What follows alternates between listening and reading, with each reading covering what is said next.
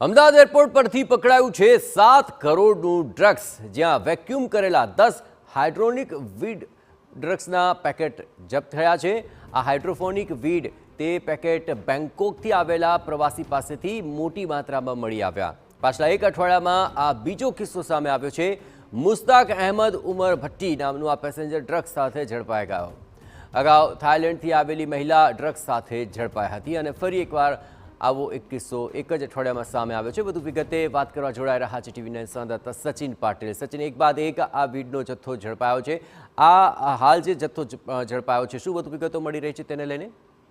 જયેશ, આખો જે મામલો છે, મામલામાં જે પ્રવાસી પકડાયો છે એ પણ બેંકોકથી જ આવી રહ્યો હતો અને આ જે અગાઉ જે મહિલા પકડાઈ હતી એ પણ બેંકોકથી જ આવી હતી અને એની પાસેથી પણ જે છે 2 કિલો અંદાજે 2 કિલોની માત્રાનું જે હાઇડ્રોફોનિક વીડ છે એની પાસેથી પકડાયું હતું મારીજુઆના।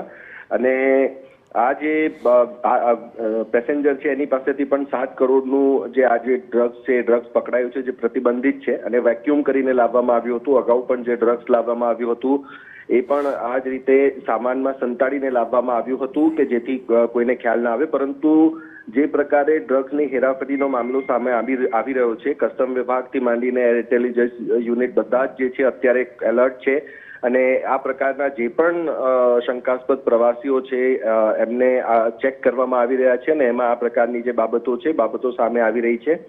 અને એક રીતે કહી શકીએ કે ગોલ્ડ સ્મગલિંગ બાદ હવે ડ્રગ સ્મગલિંગ જે છે એ હવે એક વિષય મોટો અને પડકાર મોટો જે છે એ એજન્સીઓ સામે ઊભો થઈ રહ્યો છે એવું દેખાઈ રહ્યું છે। આભાર સચિન, તમામ ગતિવિધિઓ પર આપ નજર રાખતા રહેજો। તો એક જ અઠવાડિયામાં આવા ડ્રગ્સ સ્મગલિંગના 2 કિસ્સા અમદાવાદ એરપોર્ટ પરથી ઝડપાયા।